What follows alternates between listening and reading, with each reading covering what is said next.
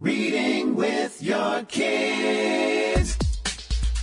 Hey, so great to see you. Come on in. Hi, my name is Jedley, and this is the Reading with Your Kids podcast, coming to you from the beautiful neighborhood of Reedville in the southwest corner of Boston, Massachusetts. We are so happy that you're part of our beautiful Reading with Your Kids family. Please be sure to subscribe to the show on the iHeartRadio app, on Google Podcasts, Apple Podcasts, Stitcher Radio, wherever you find your podcast. We have a wonderful guest for you today. His name is Aaron Polansky, and he is here to tell us about his beautiful children's book, Dolphins in Trees. Before we invite Aaron in, we want to let you know that we would love to see you in the beautiful city of Chicago for Chicago Kids Expo, February 8th and 9th, Schaumburg Convention Center, Schaumburg, Illinois. That's right, the Reading with Your Kids podcast is returning to Chicago February 8th and 9th. We're going to be creating a totally interactive booth at Kids Expo, giving families a chance to find out what it's like to be a guest on the Reading with Your Kids podcast, and many of those families will be guests on future episodes of the show. It's all happening February 8th and 9th. Oh, did I mention that I'll be performing my totally interactive magic show? You and your kids could be part of one of my amazing illusions and magic tricks. It's all happening February 8th and 9th, Schaumburg Convention Center, Schaumburg, Illinois. It's Kids Expo Chicago.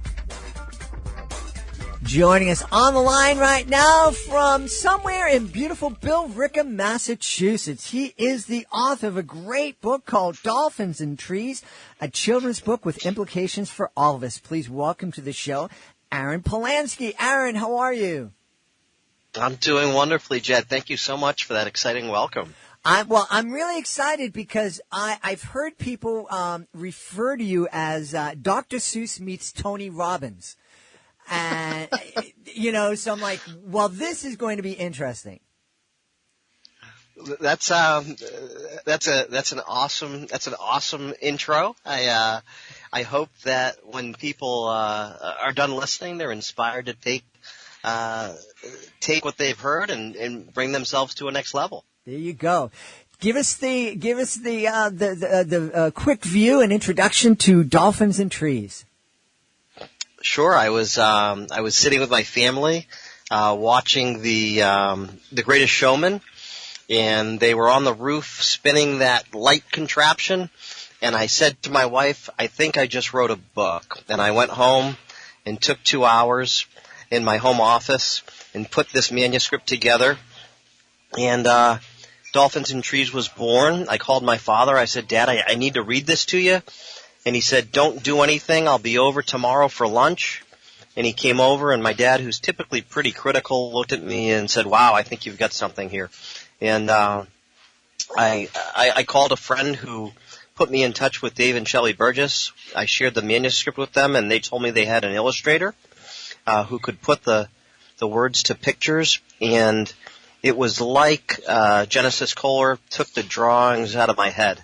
I couldn't have been happier with the work that she did. And she really put together a complete product for us, and we're so grateful for the impact that this book has had on families, on students, on leadership teams, really nationwide at this point. That's fantastic, and a lot of adults just discount kids' books. They just look, oh, there's pictures in that book. That's for a 5-year-old. That's for a 6-year-old. There's nothing in that book that could possibly change and affect my life. I actually think that there's a lot. There are many children's books and many picture books that have serious messages for kids and adults. And I remember reading with my kids, and there are certain books that I knew I got a lot more out of the books than my kids got. Oh, I couldn't agree more. You mentioned that you got your start in social work, and I'll share a little something with you. The book The Dot, I don't know if you've read that by Peter Reynolds, but I read that book to my entire high school staff when I was a principal of a high school, and I can't tell you how much the message really resonated with each and every one of those staff members. And thematically, my hope is that the lessons from Dolphins and Trees will help educators be better listeners, will help students be better people, and will hopefully help humanity treat one another in a way that brings us all to a kinder and better world. So talk a little bit about this story, this idea that, that the first thing that that you is dolphins and trees, and you get this picture of a dolphin in a place where they don't belong. Right, and I think that evolved from the idea, I think it was a quote from Albert Einstein, if you judge a fish by its ability to climb a tree, it will always feel as though it's stupid, something to that effect. Mm-hmm. And I think that each of our students that we work with has something within them that we have an opportunity and really a true responsibility to bring out. And my hope is that by sharing the story of Dolphins and Trees, and it's a story about a monkey, a grandfather monkey that's stuck on an island and needs help to find his family. And many animals pass him by and ignore his plea. And Dizzy the dolphin meets Mindful the monkey and offers to help. And when he does, Mindful says, well, you can't go up in that tree to help me. And Dizzy says, well, put me up. Let's try. And, that's the short version. But what happened following that is really about growth mindset. It's about teaching people to believe in themselves. It's about failing and building success from your failures. There are so many lessons that come as a result of the story that's told. I feel as though it's pertinent to not just kids, but also to adults. It really is, and it's interesting. You have a background in education, and I think my wife is now in her 33rd year teaching. She's an amazing teacher, works with special needs kids. The things that she is able to do with these kids is really amazing. But it seems that there's a lot of pressure on her to not look at the potential of each kid. It's almost like, well, these kids have to fit into these boxes. They have to fit these tests, and they have to do it by this time. And with her kids, it's not reasonable, and for a lot of different reasons that they can't fit into that timeline. But there are other things that they can do that can really help them achieve success. Is that something that you encountered as an educator? Oh, absolutely. I feel like you're reading my mind. It's a beautiful thing.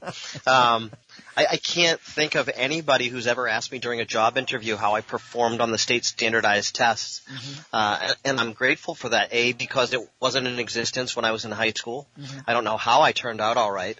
And B, if it had been in existence, I'm not sure how much it really would have mattered. I think it's a good gauge if that's where our focus is. But I think, to your point, there are so many bigger pieces of the puzzle that play such an integral part in the development of these young students.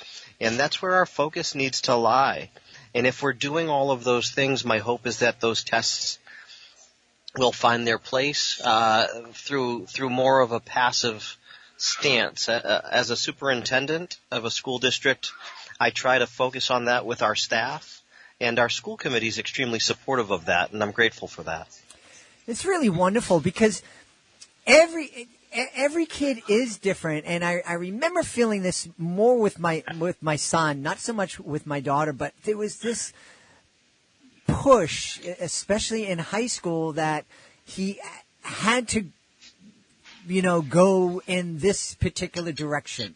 It's just going to college. That's it. No, there's no other way around this. You got to go to college, and that's the only way to be successful. And I know as a parent that I kind of fell into that, into that mindset and put a lot of pressure on him. And thankfully, towards the end of his high school career, we're like, well, let's look at some different options here. I don't think you going out and spending $70,000 for this this college is going to be in your best interest. And so we're able to find a place that was best for him.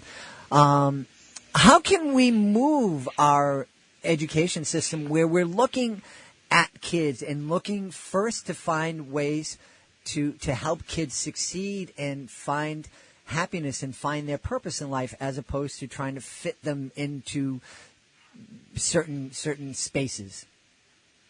That's a great question. I have 6 children of my own, and I actually have the luck of and the blessing to wake up every day and work in a vocational school setting. So I work at Old Colony Regional Vocational Technical High School, which is in Rochester, Massachusetts. And we have students who attend from 5 different towns, sending towns, and a 6th out-of-district town. And as you stated, I don't know that college is the direction for everybody. We have a student who's 2 years out of high school. He makes $70,000 a year as an electrician, as an apprentice electrician, and he's thriving. And if he had been at school, he'd be $140,000 in debt if we use your $70,000 a year model. And who knows what they have to show for it at that point in time. And on the flip side, I have a daughter. I have 2 daughters, one who's a freshman in college and one who's a sophomore in college, and they're very different from one another. I think it starts with the student.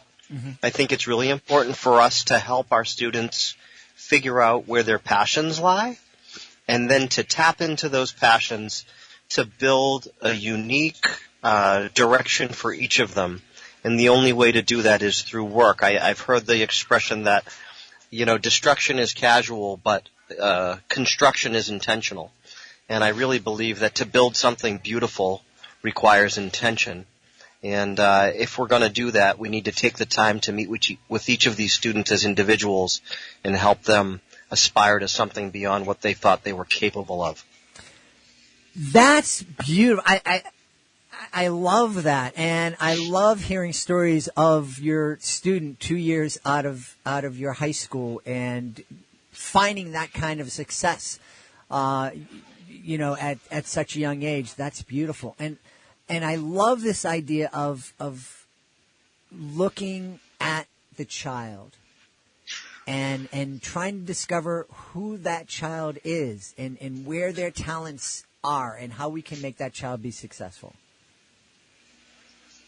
Absolutely. I was watching the Beautiful Day in the Neighborhood movie that they did with Mr. Rogers.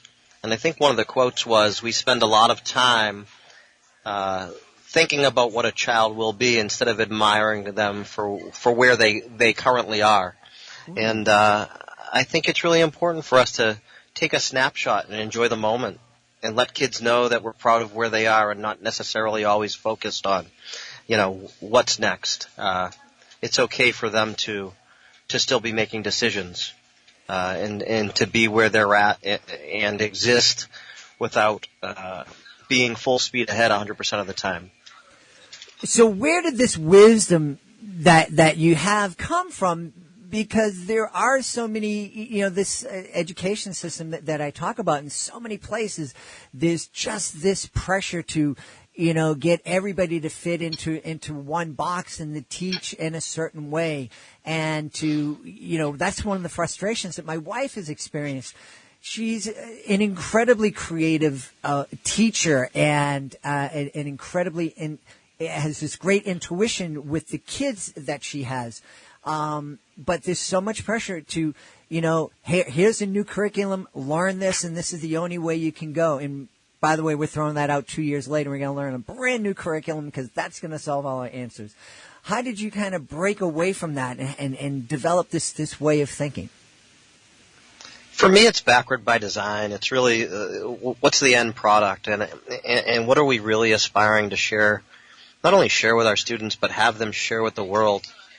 And when they get there, what does success truly look like? And I don't think success truly looks like a test score.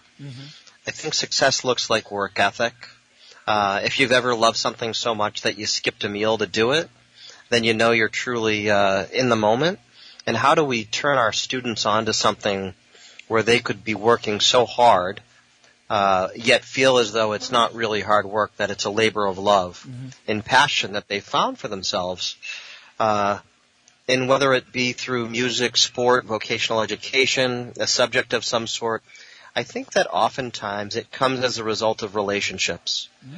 That a teacher or a mentor really creates that aha moment where you look back and you reflect and you say, man, if I hadn't met that individual, I don't know if I'd be where I am today. And so when you ask where the wisdom comes from, I just think I've been blessed to be exposed to so many incredible mentors along the way that have shaped my way of thinking and given me the confidence to be my authentic self, which is not cookie cutter and at times a bit unorthodox. Now, you mentioned early on that the inspiration for Dolphins and Trees came as you were watching the movie The Greatest Showman and a particular scene. What was it about that scene that kind of ignited this creativity in you? Hugh Jackman, I think, was the character. He had just lost his job, and he was sitting on the roof with his 2 daughters and his wife who came from a lot of money and loved him unconditionally. It wasn't about where he was financially in the world. So there was this feeling of love, unconditional love, and then there was this feeling of dreaming and believing that you could do something that nobody else thought was possible. And his belief in that moment made me think of, I just started to paint a picture in my head about the importance of family, which is where Mindful the Monkey came from. And then the importance of moving beyond, and the idea that you'd do anything to help your family, but then the importance of moving beyond our comfort zone. I think a challenge expands our capacity and allows us to do things we didn't think possible. And then once we expand our capacity, how can we repeatedly do that? So to seek out challenges is really important. And then I may sound a little bit scattered right now, but I truly thought about that quote from Einstein and thought to myself, what about that fish in the tree? What if there's a story? What if there's more of a story than just the fish in the tree that we could create from that one quote? So that quote was a bit of inspiration in that moment, and I built off of it. And I'm happy you said that because I don't want people to think when they hear you say, you sat down and came back from that movie and 2 hours later you had this manuscript. Because I think sometimes people hear that kind of story and they think, and it just discount it. This just came to him. It's not very important. It took him 2 hours to put together. Actually, no. I'm sure that that Dolphins and Trees was percolating. The different parts of it were percolating in your mind for many, many years, and they all just kind of came together at that point. And at that first 2 hours to create that manuscript, that was just the beginning of the rest of the work that went into putting Dolphins and Trees into bookstores. Jed, that is, I love the things you're saying. It's so accurate.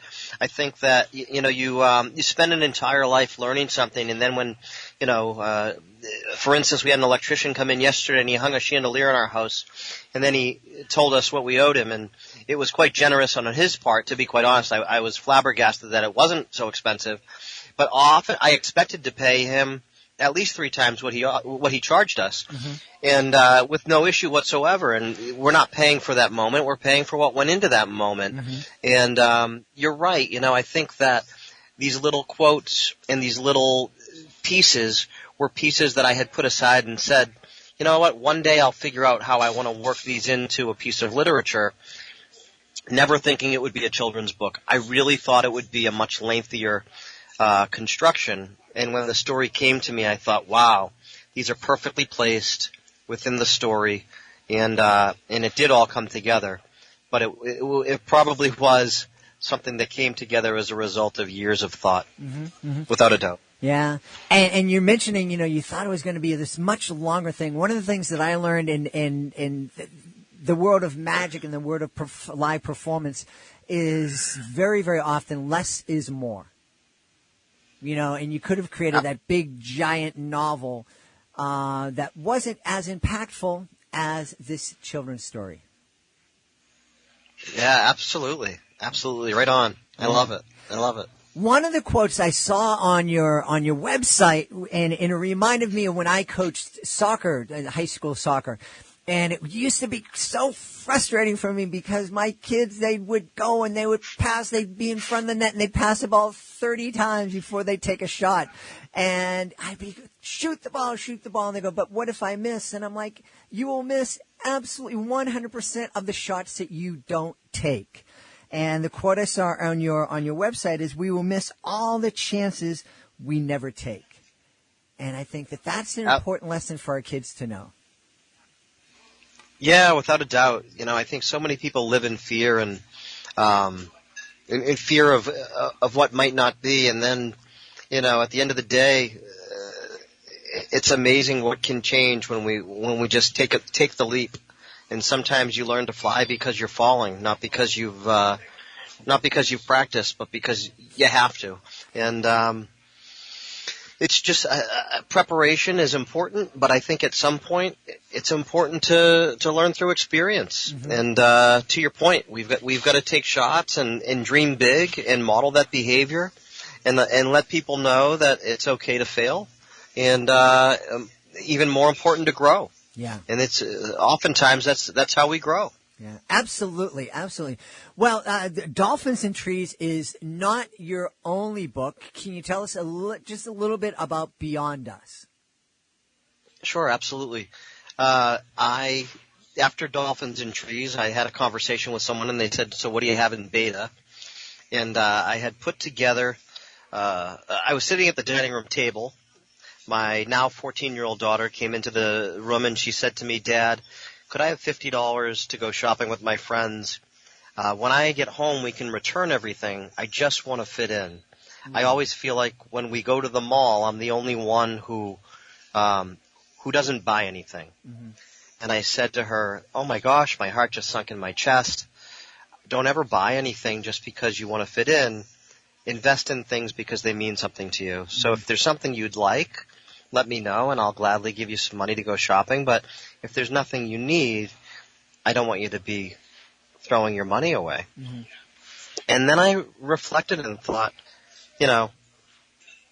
quickly about the fact that I thought we were in a position financially that was a lot different from where I grew up, but that it's all relative. Mm-hmm. And then I thought about a student at school who had a story about struggling to fit in. I thought about my own struggles as a kid and even as an adult at times to fit in. And I wove together the story of my daughter, a story about me, and a story about an incredible illustrator at our school who was very soft-spoken, and his gift of artwork. And I made it a story about paying it forward, mm-hmm. and having things come full circle. And I called Dave and Shelley Burgess, and I said, I've got this idea. I'd like to run it by you.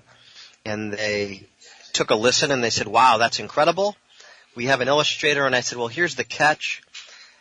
The book is about the book. So it's really about the impact that creating this book has on the illustrator. And the illustrator will actually be a student of mine. And they said, wow, that's pretty brave and courageous. And I said, I'd love to share some of the student's artwork with you, just to get your okay. And I shared the artwork, and they were blown away and excited. And this student has really come from a place where at one point he was relatively I'd almost say nonverbal, didn't talk a whole lot, to a point where last summer he had the opportunity to keynote the Bolt conference for the Pegasus Education Collaborative in Walt Disney World. Wow. And it brings tears to my eyes, but I couldn't be more proud of this young man and the work that he's done and the way that he's evolved over the course of the project. And sometimes, the thought comes before the reality. And the book was the mechanism that I wanted to use to help this student come out of his shell and believe in himself and recognize his gift. And he's a senior now, and he'll graduate in the spring. But I can tell you, over a 4-year period of time, the evolution of this student is nothing short of miraculous, and I couldn't be more proud of who he is, what he's become, and how he's contributed to make the world a better place through his illustrations.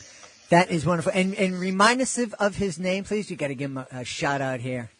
Absolutely. I'll give a shout out to Rin Resendez. Rin is a senior at Old Colony Regional Vocational Technical High School in the Graphics and Communication Department. Awesome. Now, if because we have a lot of authors that listen to the show, is he in a place where if there's an author that sees his work and they want to reach out to him, is he in a place where he can talk to authors about illustrating books? Absolutely. I would think so, although I think Rin is very select. Rin is the mastermind. The graphic design and communication department at our school is really phenomenal, but a lot of the ideas in Beyond Us came right from Rin. So all of the heavy moments are in black and white. All of the euphoric, happy moments are in color, and that was Rin's idea. Rin did research for all of the designated groups identified in the book to make sure that they were very accurately identified. So he wanted to make sure his illustrations really matched what was being described. He's a really thoughtful individual, and I'm sure he would welcome the opportunity to work with some folks. We paid him well. So I would say that, just so folks are very clear, this was not a case of a student doing a project because I worked with the student at the school. This was me hiring the student to do a project and paying him well, because the scope of his work is really that good. Absolutely. We should absolutely pay everybody what they're worth. Because again, like we talked about earlier, we're not paying the illustrator for the half hour, 2 hour, 3 hours that they spend on a particular illustration. We're paying them for all of their training and study and imagination. Yeah, and I'm smiling ear to ear, Jed, because you keep nailing it. It's I remember one day I said to Rin, "You are so talented," and Rin said to me, "No, Mr. Polansky, I work really, really hard."